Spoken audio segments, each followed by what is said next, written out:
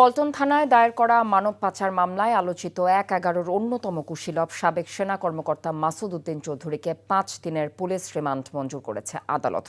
গতকাল রাতে রাজধানীর বারিধারা ডিওএইচএস এর বাসা থেকে ঢাকা মহানগর গোয়েন্দা পুলিশ তাকে গ্রেফতার করে। Apple শাহরিয়ারের report. ১-১১-র অন্যতম কুশীলব তৎকালীন সেনা কর্মকর্তা মাসুদ উদ্দিন চৌধুরী।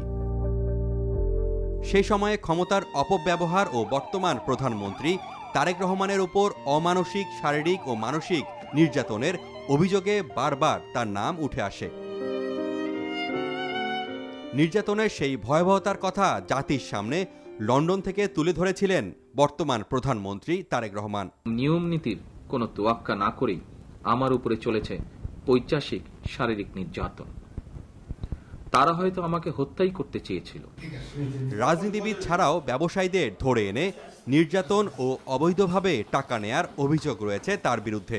আওয়ামী লীগ সরকার পতনের পর আত্মগোপনে থাকা মাসুদকে তার নিজ বাসা বারিধারা থেকে গ্রেপ্তার করে গোয়েন্দা পুলিশ। তার বিরুদ্ধে হত্যা মামলা সহ একাধিক মামলা রয়েছে বলে জানায় ডিবি। প্রাথমিকভাবে তাকে ডিবির তদন্তাধীন পল্টন থানার একটি মামলায় গ্রেপ্তার দেখিয়ে বিজ্ঞ আদালতে প্রেরণ করে ৫ দিনের রিমান্ড চাওয়া হচ্ছে। ডিএমপি মিডিয়া সেন্টারে সংবাদ সম্মেলনে জানানো হয়, নির্যাতন ও হয়রানির শিকার কেউ অভিযোগ করলে আইনগত ব্যবস্থা নেওয়া হবে।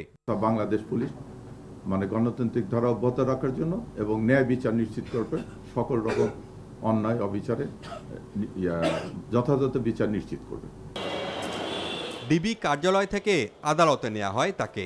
৫ দিনের রিমান্ড চাইলে তা মঞ্জুর করেন আদালত। ২০০৮ সালে শেখ হাসিনাকে ক্ষমতায় আনার পুরস্কার হিসেবে টানা ৬ বছর অস্ট্রেলিয়ায় বাংলাদেশের রাষ্ট্রদূতের দায়িত্ব পালন করেন মাসুদ উদ্দিন চৌধুরী। পরবর্তীতে রাজনীতির ছত্রছায়ায় নিজেকে আড়াল করার চেষ্টা করেন। শেখ হাসিনার কৃপায় ২০১৮-র রাতের ভোটের এবং ২০২৪-এর ডামি নির্বাচনে মাসুদকে জয়ী করা হয়। Apple Shahriar, NTV news, Dhaka.